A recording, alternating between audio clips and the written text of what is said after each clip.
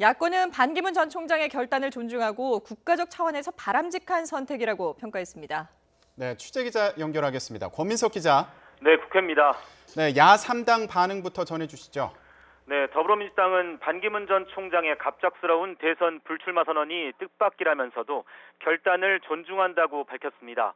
고용진 민주당 대변인은 반 전 총장 본인은 3주간의 짧은 정치 경험이 실망스럽겠지만 국민에게도 안타까운 일이라고 평가했습니다.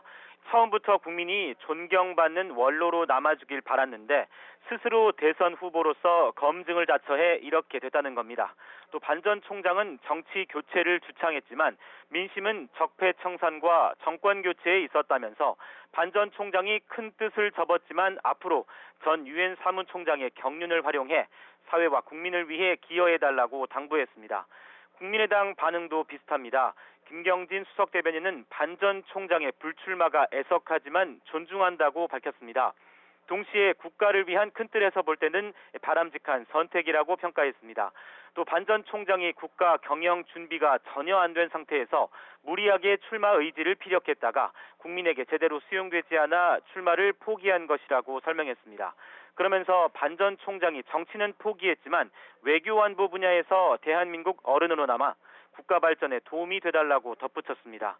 정의당 최혜선 대변인도 국민은 10년간의 반 전 총장의 노고를 잊지 않을 것이라며 외교안보 원로로 나라에 큰 가르침을 주는 역할을 해달라고 논평했습니다.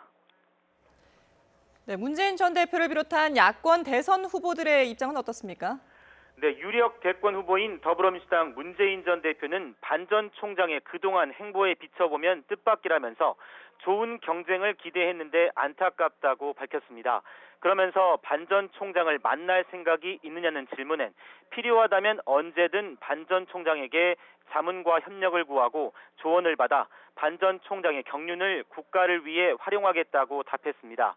아울러 향후 대권 구도 전망에 관한 질문엔 한국 정치가 요동치고 있어 구체적으로 어떻게 될지 알 수 없지만 정권 교체를 하려는 후보와 정권을 연장하려는 후보 간의 대결이 될 것은 분명하다고 말했습니다.